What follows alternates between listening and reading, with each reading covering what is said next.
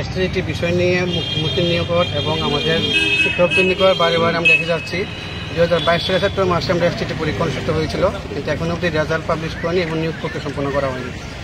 আজকে 3 বছর হয়ে আসছে, এসটিটি কেন এখনো আটকে রাখা হচ্ছে নিয়োগ প্রক্রিয়া, সেটা আমরা এখনো জানাইনি। আজকে যেই জন্য আমরা সবাই এখানে মিলিত হয়েছি। আমরা আগতরা আশেপাশে কিছু কয়েকজন ক্যান্ডিডেট, এসটিটি কয়েকজন ক্যান্ডিডেট ডাইরেক্টরের সাথে মিলিত হয়ে ওনার কাছে রিপোর্ট সাবমিট করার জন্য অতি সত্ত্বর রেজাল্ট পাবলিশ করে যতজন কোয়ালিফাইড ক্যান্ডিডেট কোয়ালিফাইড করছে সবাইজন শিক্ষক পদে নিয়োগ করে তাও পোস্টিং ফিক্স করে। আমরা দেখতে পাচ্ছি আজকে মানিক শাহ উনি আমাদের সিএম এবং আমাদের দপ্তরের শিক্ষামন্ত্রীও বটে।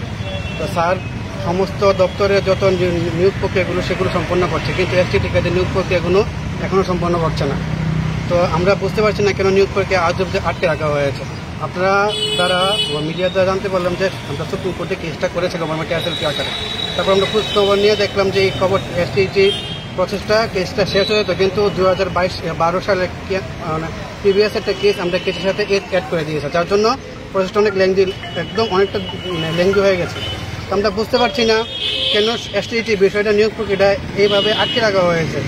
আপনারা ভালো করে জানেন 9ম এবং 10ম স্তরের যে শিক্ষক নিয়োগ, সেই নিয়োগ নাই বলতে চলে গত 6 বছর একদম নগণ্য মতো নিয়োগ হয়েছে। আজকে সেই জায়গায় যদি শিক্ষক নিয়োগ এমভাবে থমে থাকে তাহলে আপনার শিক্ষা ব্যবস্থা কী করে সুচারুভাবে চলবে?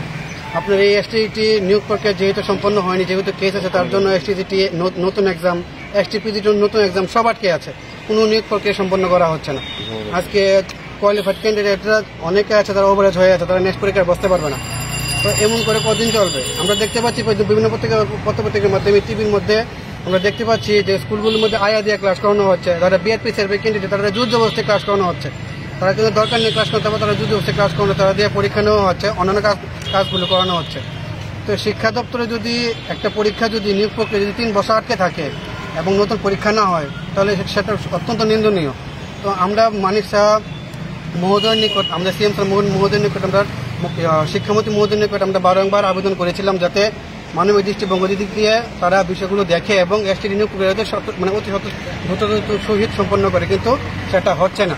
আমরা জানি না কেন সেটা হচ্ছে না, সেটার পিছনে কি কারণ আছে, কিন্তু এটা একটা কঠোর সত্য যে আজকে 3 বছর হয়ে আসছে, এসটিটি পরীক্ষা হয়েছিল 2022 সেপ্টেম্বরে, এখন অব্দি না রেজাল্ট পাবলিশ হয়েছে না নিয়োগ প্রক্রিয়া সম্পন্ন করা হয়েছে।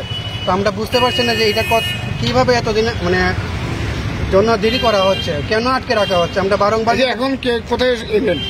আমরা এখন আপনার দপ্তরে শিক্ষা দপ্তরে হয়েছিলাম, আমরা ডাইরেক্টর অফ সেকেন্ডারি এডুকেশন যে ডাইরেক্টর ওনার সাথে মিট করার জন্য, আমাদের রিপোর্ট সাবমিট করার জন্য, যাতে অতি সত্তর পাবলিশ করে যতদিন কোয়ালিফাইড ক্যান্ডিডেট সবাইকে শিক্ষক পদে নিয়োগ করে। চাইছি আজকে আমরা যে এখানে উপস্থিত হয়েছি, আমাদের ডাকে সাড়া দিয়ে এই শিক্ষা দপ্তরের আধিকারিকরা উপযুক্ত জায়গায় আমাদের এই সমস্যাগুলি নিয়ে কথাবার্তা বলে অতি শীঘ্রই সমাধানের পথ খুঁজে এসটিজিটি 2022-এ যে আমরা এক্সামটা দিয়েছিলাম তার রেজাল্টটা যাতে অতি সত্বর প্রকাশ করে, তার দাবিতে আজকে আমরা এখানে উপস্থিত হয়েছি। আমরা একটু পরেই আমাদের মেমোরেন্ডাম আমরা ওনাদের কাছে জমা দেব, দেখি ওনাদের ভাবনা চিন্তা কি আমাদেরকে নিয়ে। এতটুকুই বলার ছিল, যেহেতু আমাদের ভ্যাকেন্ট পোস্ট আছে, আমরা চাইছি অতি সত্বর রেজাল্টটা প্রকাশ করে অতি সত্বর যাতে আমাদেরকে নিয়োগ করা হয়, এবং যা ভ্যাকেন্ট পোস্ট আছে সিএম স্যার অধিবেশনে আমাদের ভ্যাকেন্ট পোস্ট যা উল্লেখ করেছে, ওই ভ্যাকেন্ট পোস্টগুলি 1389 প্লাস 230 যে আমরা এক্সাম দিয়েছিলাম 1619, টোটাল ফিগার 1619, যাতে আমরা যারা কোয়ালিফাই করেছি আমাদের জন্য উন্মুক্ত করা হয় এই পোস্টগুলি।